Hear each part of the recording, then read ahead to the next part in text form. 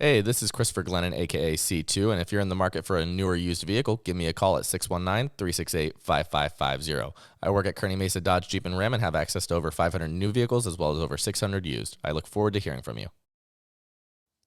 Hoop House, a basketball training gym located in El Cajon, California and San Marcos, California. The Hoop House is owned and operated by Ryan Rizuki, a world-renowned professional basketball skills trainer. They offer both private and group training sessions. Stop by and check them out today. HoopHouseSD.com or at @the_hoop_house on Instagram. I'm C1. And I'm C2. And this is The Christopher Show. And we're going to kick off today talking about Matthew Perry and Chandler from Friends. And last night, obviously, he passed away. Yep. Sad, but some of the reason why I talk about that is obviously you watched Friends growing up. I watched Friends growing up. We watched them in different eras. I watched it when I was in college. You watched it obviously when you were about 10 or whatever with your mom and things like that. Yeah, just randomly on TV. It was on, at dinner, at Nick at Night kind of thing too. It was just, one of those shows that's, it's really a Friends kind of TV show. It's, kind of like almost like their own group of a family kind of thing outside of their own family.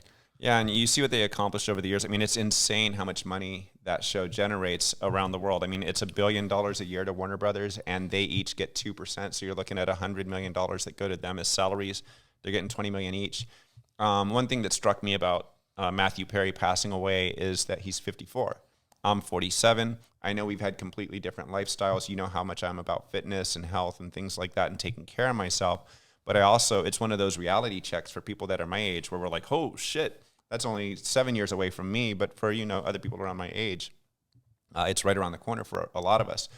And so when you were young, obviously I told you, I said, I'm doing so much for you that the one thing I'm going to do for me is take care of my health so that I at least have quality of years and not just quantity of years. Yep. And I've held true to that. I eat healthy. I don't do the steroids, the HGH or any of that. I'm all natural. I do everything that I can to make sure that I use food to manipulate my body and cardio and weights. So, but with Matthew Perry passing, how does that make you feel from your generational perspective? What did you relate with on the show?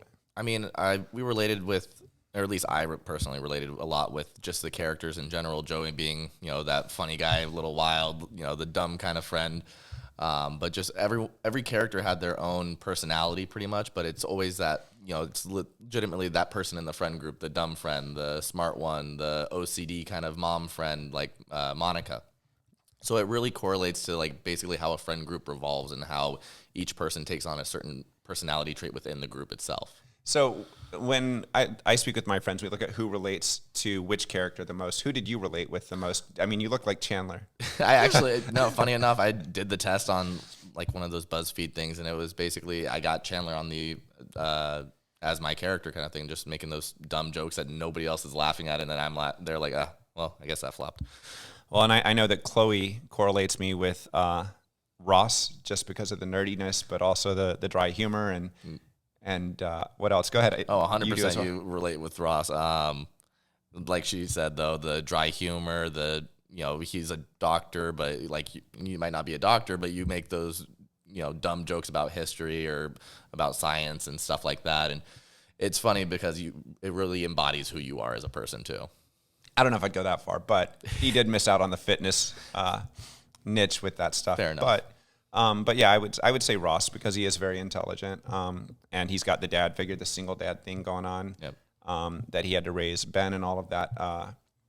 And actually, speaking about that kind of stuff, I know that one of the subjects I wanted to talk about today is co-parenting, and so that kind of segues into that rather well, just because with co-parenting, your mom and I did that so well with you over the years. I mean, I see so many parents that use their kids as pawns, like going back and forth, or they try to leverage the kid or leverage the custody or things like that against the other individual in the relationship. They were married, they had a good relationship, they get divorced, and now all of a sudden they're trying to fight for child support, or the mom wants 80% custody to the dad's 20%. And with your mom and me, we had 50-50 custody. We had communication. We put you first. I remember one of the earliest conversations after we divorced was about making sure we put you first, that it was no longer about us. It was about you and making sure that you grew up not needing therapy on a weekly basis because his parents are out of control. Yeah. So growing up, how did you feel we did as co-parenting? What was some of your perspectives? Honestly, I feel like you guys did a great job. I remember back in, like, I want to say first or second grade, I remember originally the way it was Monday, Tuesdays with you, Wednesdays, Thursdays with my mom, and then switching off every weekend. And that worked for a little while until I started getting more and more homework. What happened was that I had left homework at, I think it was like your house on a Tuesday, and it was Wednesday that it was supposed to be due. I go to class, and they're like, "Where's your homework?" I'm like, "I left it at my dad's." "Well, can you bring it in tomorrow?" I can't, because I don't see him again until Monday. So it's going to be a week late. Is that okay? Yeah, but with that, you know as well as I do, I brought the stuff Yeah, in. I know you brought sometimes the the stuff. same day. Exactly. I know you brought the stuff, but it's still one of those things where if I left it somewhere, I wasn't able to go get it immediately, kind of thing. But we fast forward to, after that incident kind of thing, we switched to 1 week on, 1 week off. So it was always every other week I was at the other parent's house. And we were able to do that because she and I communicated. Like, I mean, don't get me wrong. When you divorce, you have all these emotions, you have everything built up over the years, but then you also go, hey, I've got to put my child before me now. I have to put those emotions aside. Our relationship's done. So let's make sure we take care of him. And that's what your mom and I did really well. And I'm not going to say it was perfect. I'm not going to say every communication was perfect. We had our struggles along the way as you adjust and make those adjustments. But even with that, going from you with me every Monday, Tuesday, her every Wednesday, Thursday, and then alternating weekends, she and I spoke, and it made sense because your grades were starting to decline because you were forgetting homework, or we had to have the inconvenience of running the homework to your school in the middle of the day or whatever while we're at work, like take our break and run that over. Various things to do. So communication's key. Flexibility is key. I know that we went to Italy when you were 8. We were there for 13 days. She and I worked that out where when we got back, I mean, she took you for more time before, I took you for more time after. She and I were flexible with schedules. If she wanted to take you to Hawaii or to South Carolina, or even she took you to Mexico, I think, once, right? Yeah, we went to Cabo, and we did a cruise one weekend as well, or something. It was like a 4-day Not just weekend. Cabo. I think, didn't she take you down to see her family in Michoacan or Durango? Not that I remember. Okay. Unless I was too young to remember it. I think she took you for a week or something. But anyway, every time we did that kind of stuff, we would communicate and be flexible. And that was something that we developed just through communication. You have to communicate as co-parents. And too many people are still caught in their emotions, or they think they're going to get back together. And so they're like, oh, if I leverage the kid this way, maybe she'll take me back. You've got to do as little psychological damage to the child as possible during that phase. So I think I saw a statistic today. I think 23% of children live in custodial houses, meaning basically one of the parents has custody or the other. Mm-hmm. So with that being said, you're looking at 1 in 5 children live in a custodial type house, and we talk about mental health and things like that. I see statistics on mental health for adults, but kids are also equally impacted by that stuff, and that radiates in their personality when they're at school or whatever, if they're having problems at home. So yeah. I think your mom and I did really well with that. The basketball stuff came along, so when there were games out of town, I'd take you to that, and then she and I would balance that out. And the interesting thing over the years was when posting on social media, some people didn't even know you had a mother. They're like, oh, is the mom in the... I'm like, yeah, I just don't talk shit about her on social media because that's not... no need to. I've seen people, and some woman recently actually told me some guy was trying to ask her out on a date. She went and checked his social media. She's like, absolutely not. You put too much of your business online, and it was business from his past relationship. And she's like, I don't want to be that woman. So people need to think more about what they're putting online, how they're presenting or representing the situation. And then the people that are reading that stuff need to realize they're reading one side of the story. They're not hearing the other side. So they're levying judgment against these people they don't even know. Yeah. And that's where you're coming up with kids that have parental issues, whether it's mom issues or dad issues. And it's because now they're in a household with only one person when they're needing the affection and discipline from both sides. I mean, I think you were telling me about it last week, though, but there was a time that, I was misbehaving or something wasn't going well at my mom's, and basically she called you up and put you on the phone. I was like, yeah, okay, yeah, I get it. I'm sorry. And that's actually a good point as well. You need consistency between households. So, so the rules at your mom's house were different than what they were at mine. You didn't always like the rules at her house. You liked the rules at mine. I mean, it's dad stuff that happens, like father-son stuff. And on top of that, you were a dad's boy during that era. So it's one of those things where I remember telling you, I don't want you to have mommy issues when you get older. On top of that, whatever the rules are at your mom's house, those are the rules. You have to abide by them whether you like it or not. You're not paying the bills. She is. Yeah. And I think sometimes that goes in the parenting thing too, where parents try to give so much so that the kid feels a stronger attachment to them.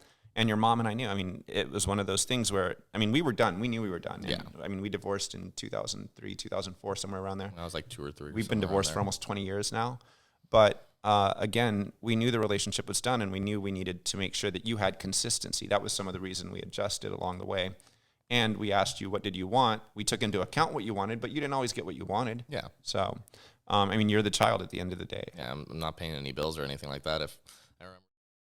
The Pixel Lounge. Located in San Diego, the Pixel Lounge provides you with creator space for content creation for podcasts, photo shoots, interviews, and more. If you're interested, the link for the studio is in the description below. Click it and book your session today. I remember that there was also one time I told you, I'm like, Dad, my friends are getting like C's and their parents aren't on them. Like, why is it like I get 1 C and now the world's coming to an end, and you're like, better not compare. Oh, I was on your ass about that. It was about 10th grade. We were riding in the car to a basketball game or something like that. You had just gotten in after school, basketball practice. And so I've always mandated that you have to maintain A's. If you're not getting A's and you've got a B, we're going to figure out how to bring that B up. It wasn't just you have to figure out how to bring it up. I stepped in and helped you figure out how to bring that up, and some of that was scaring the piss out of you, so you do your work. But some of that was also, hey, I mean, you know as well as I do, I was helping you with your calculus homework in like 11th or 12th grade when you were in college. Yeah, when I was in college, I took business calc, and I mean, pre-calc, I finished with 102% in the class, but that was just because math always came easy to me, and then calculus was a completely different beast. That's where I needed your help, because I'm like, what the heck is a derivative of a derivative? And we got to the whiteboard because I'm a nerd. Yep. Of course, you got to whiteboard. Project management is my specialty, and it's been my specialty for 26 years. So we got to the whiteboard. We started writing the problems up there. I had to remember calculus because I hadn't done it in 25 years. But I cracked out the book, and I'm like, let's go through this and look at the derivatives, look at how they got to that. Let's go look at some other sources online. So I taught you to be resourceful, and I'm like, let's go figure it out. So it wasn't just, hey, you've got to have A's and B's. It was, hey, here's how we're going to get there. Yeah. So it was laying out a plan. I even had you, since I'm a project manager, I had you draw the Lean Six Sigma curve and things like that, and lay it out for how you're going to become, because I wanted you to believe in your dreams and your hopes. So I would be like, hey, map it out. How are you going to get there? What's your action plan for becoming a professional or a college player? What is the percentage of players that actually do it? And so we drew out the Lean Six Sigma bell curve, so you could see that the top 3% were this, and they were elite, and that's how they make it to the NBA. But that was to show you how realistic a dream is and how you have to fight for that the whole way. Yeah. But again, coming back to co-parenting, there are a lot of couples that wind up doing that and using the kid against each other, and it's about psychological and mental health for that child growing up. So that is that was key between your mom and me. Going back to basketball, obviously you played basketball for several years, and so she and I had to co-parent with that. And I wanted to talk about basketball a little bit because, one, you were a trainer at one point. Yep. You actually skills trained kids from 9th grade on. I think you did 500 volunteered hours, basically. So I've been playing basketball since I was 10 years old. Met Ryan Rizuki at the age of 14, I believe, right as I was going into high school. Before that, I couldn't make a layup. I couldn't shoot a free throw. I couldn't dribble the ball without it bouncing off my foot. Met him, though, started training with him at least once a week, I believe, for an hour. And from there, we just continued on, and we went to shortly after that, basically what happened was that we went with him to his training, like where he was basically training, like, you know, middle school kids, like 2nd, 3rd, 4th, and 5th graders kind of thing. So to give back to the community, I started volunteering, but also it teaches you when you're going through the move slowly to show it to someone else. It's teaching you even more ingrained into your memory and mind of how the move and how your body moves through that move. Like, so you're going through it slowly to show them, and then you go fast through it to show them exactly how it looks. And then it just, the repetition of that movement, basically, you're getting it down to the T. Well, and the really amazing thing about me for Ryan, and you know me, I had you in a lot of trainers over the years. There was DJ Sackman, there was Ryan. I think I had a couple of other trainers along the way. Jared Lawley, I think, Jay Lawley. Yeah, we did one with Jay Lawley, I believe. Then there were a couple of NBA pros that were putting on training sessions as well. What's the guy that played for Toronto? he went to school at Lincoln. Norman Powell. Yeah, Norman Powell. So Norman had some things that he would put on during the summer or whatever. Yeah, it was that one shoot buckets, not guns or something that. Put on by Jay Harper. Yep, Jeff Harper. And so I loved that little event. There were things along the way that sports taught you that were amazing. And so segueing this into that, I think that AAU has come a long way. It gets a bad rap. In addition, there are bad coaches and there are bad trainers. There are good coaches. There are good trainers. And I think sometimes the coaching profession gives trainers too much crap. They're like, oh, there are a bunch of trainers out here that are wasting kids' times. Yeah, there are. But you know what else there are? There are a lot of trainers like Ryan Rizuki who are out here. DJ Sackman as well. DJ was teaching you some stuff that I was like, wow. Like he had some advanced stuff. And he actually taught, I think, one of the kids of one of the Miami owners some skills as well. And he's also worked with professional NBA players. Yep. But Ryan has worked with NBA players. I mean, you worked with him for 5 years. Oh, yeah. Who are some of the people? He worked with Jimmy Butler. He's trained college athletes. He's worked with Mikey Williams. He's worked with just I can't remember his last name. Tall, like 7 foot dude, bulky, but like, yeah, you know what I'm talking about. Yeah.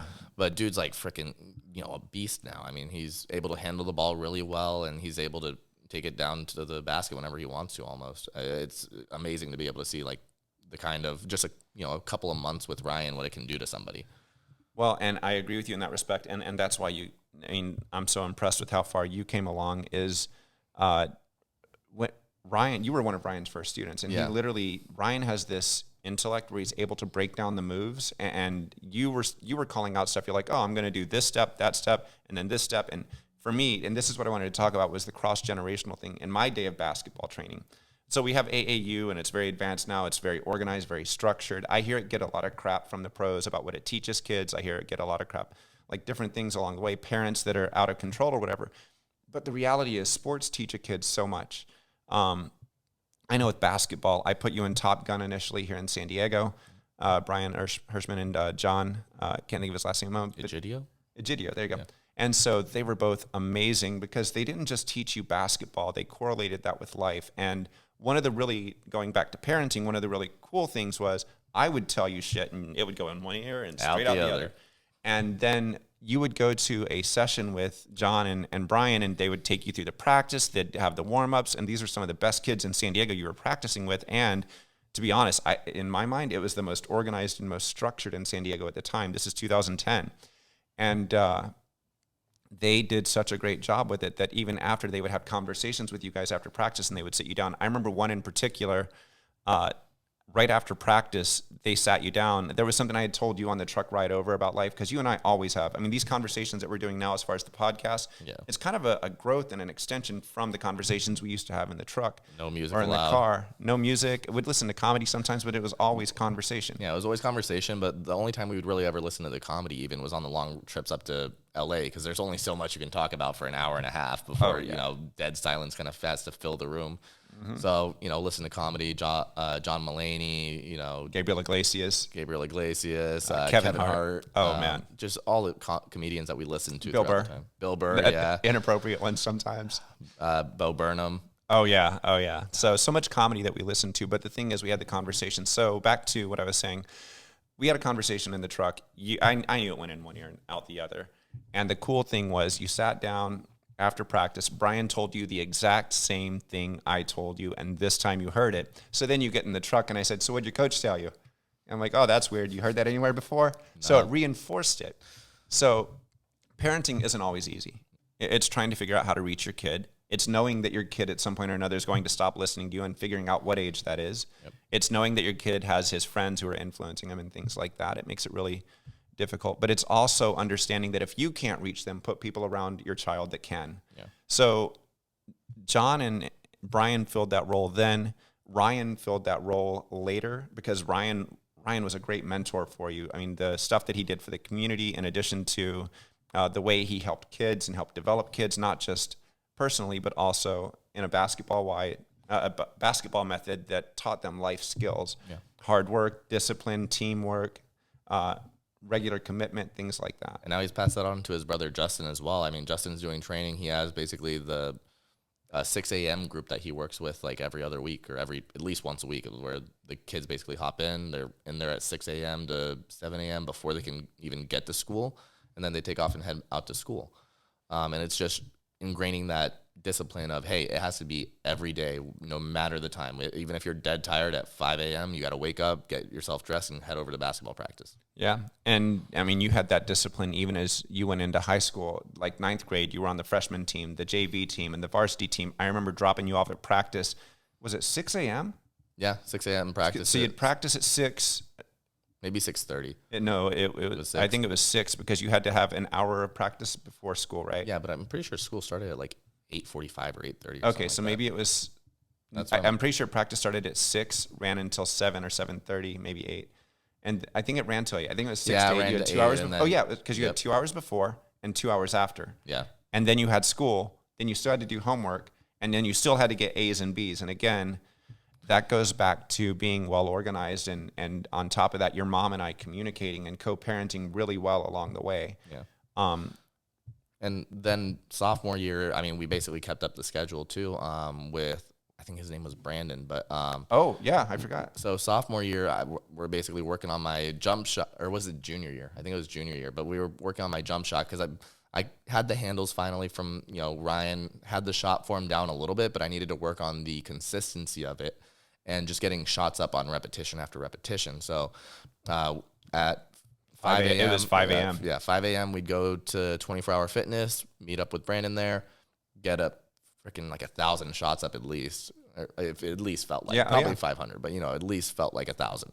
It took from, you used to be a defender and that was your strong suit because I always told you, hey, your offense sucks. We knew your offense sucked because you weren't getting up enough shots. I said, so make sure your defense is so perfect that when you get in the game, you go after the best player on the other side and you shut him down. Oh, yeah. I mean, back with Next Generation, Coach Nash, he put me with on the backside of a 1-3-1. And anyone who's played a 1-3-1 knows that backside is basically tiring. It is, you have to be the person with the most stamina. You have to be the person with the most speed, quickness, just instant anticipation.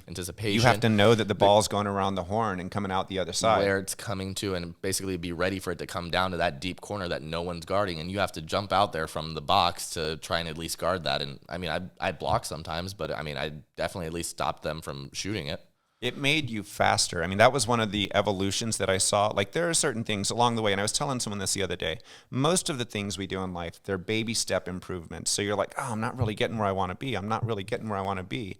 But at some point, you make big leaps every once in a while. The big leaps are few and far between, but the baby steps have to be regular. And I'll translate that to this show in a minute because I'm taking baby steps right now. Yeah. But that was one of the big steps because you evolved from being a good defender to being a great defender in that one position change. Nobody else wanted the backside of 1-3-1 because I remember Daniel telling me. Daniel said, hell no, whoever's got that has to run. I'm not taking the backside of it. Christopher, C2 can have it. Yep. So, but it enabled you to hit another level in your basketball career. And that defense started keeping you on the court. And on top of that, it started allowing you to actually play up. Yeah. So, I mean, that was one of the beautiful things over the years. And then Brandon took you from being a good defensive player to being the good offensive player. Brandon and Ryan. Let's say both of them. Because Ryan taught you all the footwork. Brandon got you the shots. Ryan taught me all the footwork, the ball handling, the ball placement, where to make sure to keep the ball close to your body, not all the way out here kind of stuff.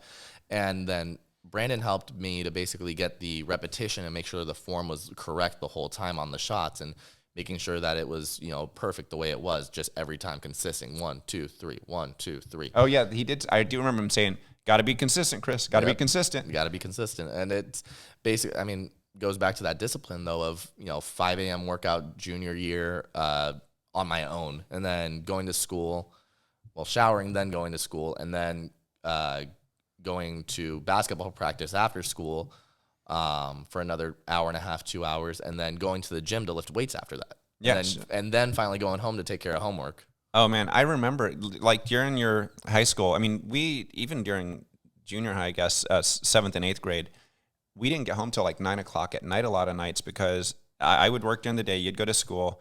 I would come pick you up. Then we would go straight to we'd go straight to get some food for you. Then we'd go straight to practice. Then you'd practice for 2 hours with Nash or whoever's team you were on. Yep. And then after that, we would finally get to go home at about 9 o'clock at night. Those were amazing times for me because it literally was the most active I've ever been in my life in terms of running around, but I also still took care of myself because while you were at practice, we both know I was in the gym every day. Yeah. I go 7 days a week. I mean, you had that, what was it, almost 4 year streak of going every day? 3 years and 2 months. It was 1,200 consecutive days. So, and it's funny because I did some of that. It started as an accident for those of you that don't know, but I did work out 1,200 consecutive days. It started out as, I want to see if I can work out every day for a month straight. Then that grew to 2 months straight. Then you wind up 3 and 4 months in and you're like, well, now I got to see if I can do this for a year straight. The year straight didn't start until I was about 4 or 5 months in. I'm like, damn, I haven't missed a day in a while. And I had a lot of 2-a-days in there and it felt good. It's meditative for me. I was listening to podcasts for work so I could work on my mind. You know me, I'm always working on my intellect, always listening to something that furthers me. And at that point in my life, it was my career. Business transformation tools, project management, Lean Six Sigma, like different things that I learned while I was going to the gym. And so a lot of people are like, oh, can you really listen to things in the gym? If you train your ears, yes, absolutely. You can transition from listening to music to listening to educational stuff. So, so for me, that was an evolution. I want to go back to something I said, though. I talked about baby steps in life. Those were a lot of baby steps in life for me every time I went to the gym because none of those things were profound information. Even when I read a book now, I may find 3 or 4 good points from the book. It's not the whole book, but it's because the whole book basically reinforces things I already know. But every once in a while, you hear a point, you're like, wow, that's an amazing point. I'm listening to George Washington right now, and I have never heard the Revolutionary War on this level. It's a book by Ron Chernow, but it's 41 hours. So when I listen to these books, they're not just short history books. This thing goes into a lot of detail about Washington's life. And there are leadership things that are coming out of it. And since it is 41 hours, I'm getting more out of this book in terms of leadership than I've gotten out of some other books that I read that are geared specifically toward leadership. You're like, wow, those other books taught me 1 or 2. Washington led by example. Yeah. That man, if he saw that his troops were waning, if he saw that they were defeated, or if he saw that they were struggling, he would get on his horse and gallop into battle, and then his guys would follow him. So he left his home in 1775. He wouldn't see it for 6 years, and he didn't know that he would be fighting for 6 years, fighting wars for 6 years. At times, the military was scraps in terms of what the soldiers were because these were people that weren't professional soldiers. They would sign on for a year. They would sign on for 6 months. And then after the 6 months or a year, of fighting, they were like, I'm gone. Washington willed the U.S. into existence, but it was through baby steps over the course of 6 years. He didn't just go out there, fight one battle, and bam, beat England. Yeah. He went out there and fought a bunch of battles, and he lost a lot. We talk about success and the way you get to success. Success is not a direct path. You take a lot of small defeats along the way to success, and those defeats build you better and better. When the French finally came in 1781 or so, and 1782, something like that, and they saw the army that he had put together, they were impressed because his army consisted of, believe it or not, it was a span of people. It was young, it was old, it was black, it was white, but the one thing they had in common is they wanted an independent nation. And he built that and put those people together over the course of 6 years, people that trusted him, loved him, and trusted them with his life. And on top of that, we have to remember he saw tragedy time and again because he had soldiers die in front of him. Yeah. But again, it's because of a bunch of defeats. It's not always a straight path. Even with this podcast, I say, build it and they will come. We're going to see. Yeah. The reality is I have to keep taking steps every day. I woke up this morning. I won't deny it. I was discouraged. I was like, man, this is going to take a lot of work to get it to where I want to be. I'm not done with the work that I have to do for this, but it has to be consistent. Yeah. So I don't mean to take that to an abyss because that's kind of where we are. I know we're out of the range, but bringing that back to basketball, your basketball along the way took you to your success at your senior year. Yep. What was your average? I had 17 points, 8 rebounds a game, and I think like 1 or 2 steals maybe. But no, I think your steals were over that. I think it was like 4 or 5 steals a game. Steals per game. Okay. Yeah, I think your steals were like 4 or 5 a game. Yeah, I know that your defense was your strong suit still. Yeah, and it was, and always will be, but it's basically just that's what I was known for. That's where, even with Ryan when he was training Mikey, he would have me come out because he knew my defense was on that level of being able to stop just anyone. Because for some reason, I'd be able to tell that the guy was going to spin into me, so I just pull the chair on him and move out the way, and now he's off balance and poke the ball out. Well, and you did the small stuff too. I remember you learned this early on. Kobe talked about using, Yep. since you worked out with me, you were stronger. I remember Christian at one point said, you were like 6 inches shorter than Christian at the time. I think you were like 5'8". Christian was like 6'2". And this is like eighth grade. Eighth grade, And yeah. Christian goes, holy smokes. Like when C2 first hit me, I was like, who the hell is this kid? He's hitting me harder than the guys that are his own size. And so for me, that was interesting. But like you said, your defense was so good that Yeah. Ryan had you guard Ja, who was 7 feet. Yeah. And I think I remember you saying Ja even was like, hey, thank you for challenging me. That's going to help me get better. So I'd legitimately challenge him. If he's putting the ball out too far away from his body, I'd poke it out and steal it. Just because that's the only way that you're going to learn as an offensive player is get the ball stolen from you, go run it back again. Get the ball stolen from you again, go run it back again. As repetition, as many times as it takes before you finally get it done right. I mean, you were talking about Kobe. I know you were going to go into the whole how he would basically pin your arm against you so that if you were to cross over it, you'd struggle to get that ball back, and then he could poke it out then. But Kobe also, I mean, I heard the story where I think he was like 10 or 11 years old, and he was going down the court and trying a move, the same move, time after time after time, like lost the ball 8 times in a row. But finally, that 9th time, he hits it, and his coach was like, I can't get mad. He finally got to hit the move, but I'm mad about the other times. But it takes those failures before you learn to succeed. Yeah, and that's very much, I mean, that goes back to the George Washington thing. That goes to this. That goes to whatever you do in life. You're going to have failures along the way, and you're also going to have your successes along the way. And you have to build on both of those. You have to learn from both of those. What did I do well when I succeeded? And what could I have improved on when I failed? And even when I failed, maybe I did everything well. What can I still improve on? So there, that's part of it. Yeah. And I mean, for basketball, for instance, say you're doing like a spin move kind of thing, and you're doing the spin properly, but you're keeping the ball out too far away from your body. Now you get it poked out. Now you learn from that failure. Hey, I need to bring the ball in closer. Well, now you do it again, and somehow or another your foot goes too far on the next step, so you're off balance for your shot. Now you have to take that into account on the next one. How far am I away from the basket? And just it's building on every little detail kind of thing. Well, and let's say this: you're not 6'10", but you are 6'3". I think you were about 6'2" then when you went against a guy that was 6'10" or so. And you were never afraid on defense. This is Tayshaun Cherry, was that? Yeah, Tayshaun Cherry. And when I've always told you, I said, I don't care how tall they are. I don't care if they're going to dunk on you. Frickin' take the dunk. And I'll tell another story in a second that was really funny. But you weren't afraid to go against the guys that were bigger because, one, you worked out with me, so you knew. Yeah. And then, two, you knew that you were going to probably get dunked on, but you were at least going to make the effort to meet them at the glass. And I remember, I think Tayshaun came down. He's like, hey, good job, even though you were he was 2 years above you, I think. He was a senior. Yeah, I you think were he was a senior. sophomore? I think that was... You may have been a junior. Yeah, it was my sophomore year, yeah. Okay, sophomore. But, I mean, so what happened with that play was, just so that the people at home know as well, basically what had happened was that I was at the free throw line. Someone on my team missed the shot, and the opposing team got the rebound. They chucked it down to Tayshaun, who was at the time, I think he was at the, he was at the half court? Or he was just past half court. He was in between the three-point line and the half court. Yeah. And my other teammate who had shot the ball was at the three-point line, and he runs to the half court, sees that he's already got the ball. He's going to go for the dunk, gives up at about the half court line. Meanwhile, the whole time I am dead sprinting, trying to run and meet him at the basket, and I end up blocking his dunk. You actually want to block. They called it a foul, but it was a block. It was a block. And even when he came down, he was like, hey, great job on the hustle. That was intense. So, because he knew that you had to sprint from further back than he was fast. It's not like he was one of the top 25 players in the nation. Something like that, yeah. I think he was number 25. And so fun stuff during basketball. It taught you so much. To wrap this up and to take this into a final thing, the co-parenting, we've talked about that, the way that fed into your development. It fed into the man you are today, fed into the person you are today. The basketball fed into that because of all the lessons it taught you. Your mom and I being on good terms fed into that.